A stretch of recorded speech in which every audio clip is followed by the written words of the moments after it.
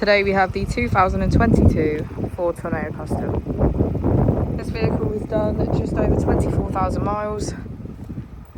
It has an automatic transmission and a diesel fuel type. As we step inside, we can see that we have 9 seats in total.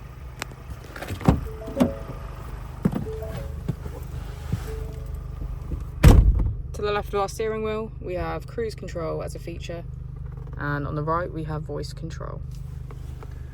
On our screen we can access 4-pass connect, valet mode, emergency assistance, mobile apps and Bluetooth. If we put the vehicle into reverse, we can see that it comes with front and rear parking sensors.